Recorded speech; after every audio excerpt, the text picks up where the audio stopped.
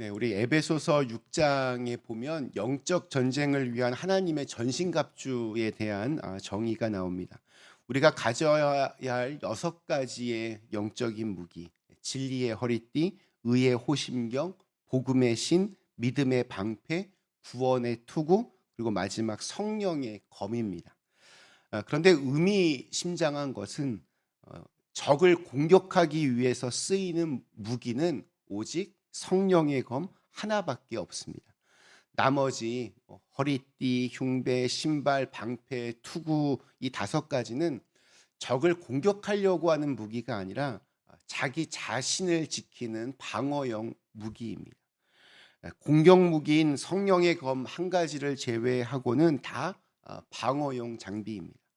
이것은 마귀를 공격하는 것보다 자기 자신을 올바르게 지키는 일이 더 중요하고 또 어렵다는 것을 보여줍니다. 내적인 무장이 그만큼 중요합니다. 우선은 내 내면이, 내 속사람이 강건하고 흔들리지 말아야 영적인 전쟁에서 승리할 수 있습니다. 오늘 14절 말씀에 이런 말씀이 있습니다. 그들이 내 백성의 상처를 가볍게 여기면서 말하기를 평강하다 평강하다 하나 평강이 없도다. 이스라엘 사람들은 만나고 헤어질 때 샬롬하고 인사합니다. 샬롬은 평화입니다. 평강입니다. 그런데 이 평강은 오직 하나님과 함께 할 때만 이것이 가능합니다. 어린아이가 엄마를 찾아 웁니다. 울음소리를 듣자마자 엄마가 와서 아이를 안아줍니다. 그러면 놀랍게도 이 아기는 엄마 품에 안겨서 울음을 멈추고 다시 평안히 잠을 잡니다.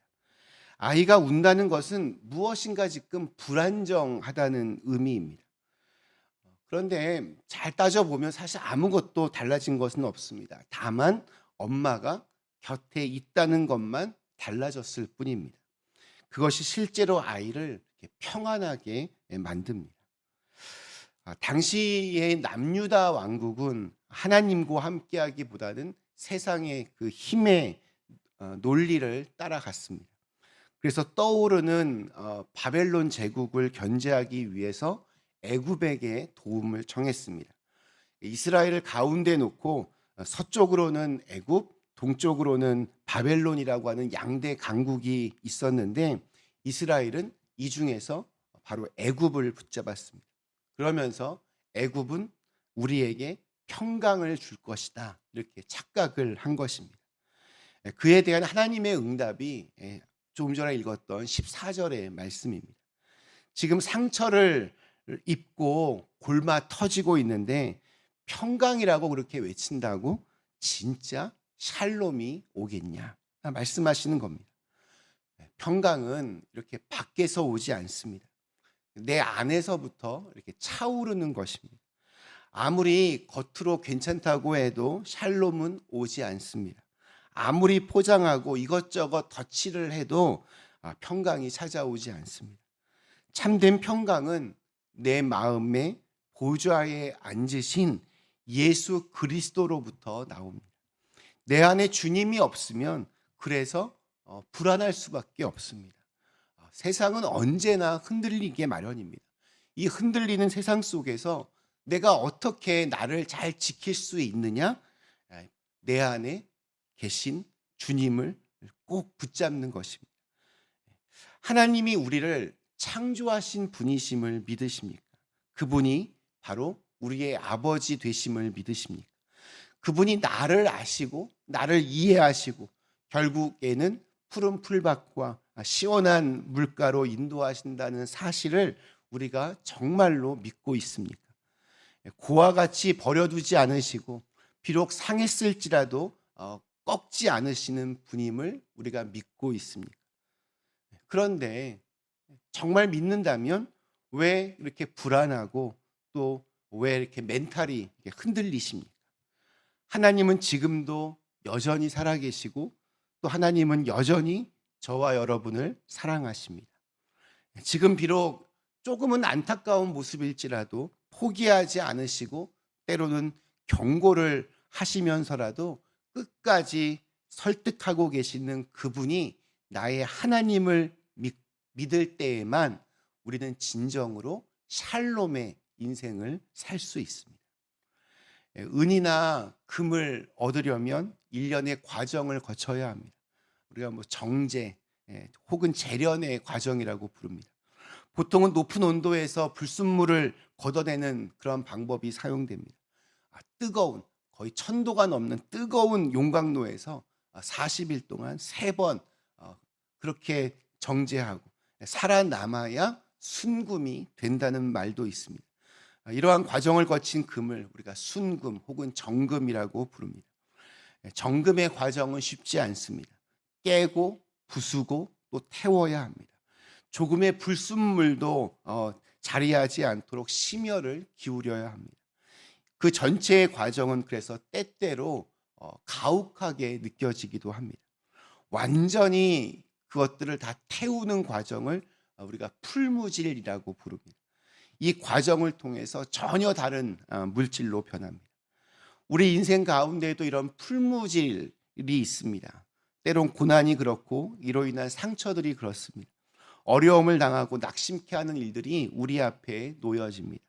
그 과정을 통해 우리는 그러나 하나씩 하나씩 배워갑니다.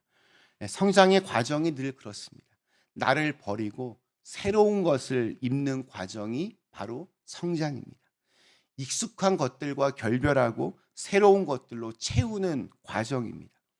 그래서 우리 옛날 노래 중에도 아픈 만큼 성숙해진다, 이런 말이 여기서 나오는 것입니다. 그러나 이 과정은 또한 위기일 때도 있습니다. 같은 고난 앞에서 어떤 이는 깊이 패인 상처로 골마 터지고 폐인이 되기도 하고, 반면에 또 어떤 이는 그 상처 위에 새살이 돋아서 성장하기도 합니다. 우리 마지막 29절과 30절 이렇게 증언하고 있습니다. 풀무불을 맹렬히 불면 그 불에 납이 살라져서 단련하는 자의 일이 헛되게 되느니라. 이와 같이 악한 자가 제거되지 아니하나니 사람들이 그들을 내버린 은이라 부르게 될 것은 여호와께서 그들을 버렸습니다. 이 말씀은 마치 하나님의 하소연처럼 들립니다. 정금의 과정을 통해서조차 정금이 되지 않는, 순금이 되지 않는 것을 보며 내가 정말 두 손 두 발 다 들었다, 내가 이제 너희들 버렸다, 이렇게 낙심하는 듯한 뉘앙스가 느껴집니다. 포기하시는 것처럼, 한숨을 내쉬는 모습처럼 그렇게 다가옵니다. 그러나 그러한 이렇게 하나님께서 포기하시는 듯한 이 한숨은 우리가 알고 또 우리가 믿는 하나님과는 다릅니다. 저는 이 말씀이 이렇게 들려왔습니다. 내 앞에 놓인 풀무질은 바로 너를 위한 것이라고. 내 앞에 놓인 아픔과 상처들은 너의 성장을 위한 것이라고 말입니다. 그러니 오히려 포기하지 말라고 외치는 음성처럼 그렇게 들려왔습니다. 그러나 당시에 완악한 이 남유다 백성은, 그리고 오늘 또 우리들은 하나님을 그냥 원망하기만 합니다. 마치 이런 예를 들 수 있을 것 같습니다. 요즘 이제 올림픽이 이제 시작이 되었는데 선수를 위해서 코치가 최선을 다해 운동을 시킵니다. 그런데 그게 너무 힘들다고 오히려 자기의 재능마저 버리며 난 이제 선수 안 할래 하면서 포기하면서 원망하듯 이렇게 말합니다. 저 코치는 나를 미워해, 나를 괴롭혀, 내가 잘 되는 꼴을 못 봐. 코치는 선수가 올림픽 메달을 걸게 하기 위해서 때로는 가혹하게 무섭게 훈련을 시킵니다. 경기에서 흔들릴 수 있는 멘탈을 좀 붙잡기 위해서 일부러 자존심을 긁거나 또 잔인한 말을 하기도 합니다. 그러나 그 모든 것은 다 훈련의 과정입니다. 선수를 위한 코치의 헌신이 없다면 절대로 메달을 걸 수 없습니다. 하나님도 우리를 그렇게 훈련시키실 때가 있습니다. 목적은 분명합니다. 천국에 들어가며 우리가 영광의 면류관을 받을 수 있도록. 상처 위에 생긴 어떤 딱지를 보며 무엇을 생각하십니까? 그것을 아픔의 상징으로 보며 그것을 계속 박박 긁는다면 그것은 흉터로 남을 것입니다. 그러나 그것을 지금 낫고 있다라는 상징으로 보면서 기다리면 거기에 새살이 돋아납니다. 나의 상처를 괴로움으로 받아들일수록 상처는 아픔이 됩니다.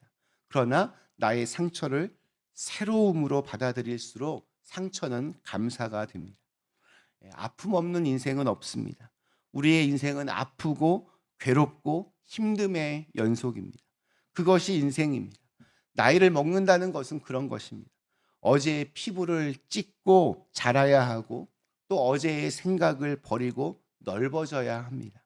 그렇게 아프면서 버리면서 새로워지면서 걷는 것이 바로 우리의 인생입니다. 그러니 인생에서 아픔을 너무 깊이 묵상하지 말고 성장을 묵상해야 합니다. 어제의 아픔으로 살지 말고 오늘의 새로움으로 사셨으면 좋겠습니다. 풀무질 하시는 하나님은 순금을 꿈꾸시는 분입니다. 오늘 우리들도 아픔 속에서 그러한 순금을 꿈꿀 수 있기를 기원합니다. 오늘 우리에게 주신 하루, 나를 사랑하시는 주님과 함께 후회 없는 그러한 멋진 날로 만들어 가시기를 주님의 이름으로 간절히 축원합니다. 우리 잠시 함께 기도하시겠습니다.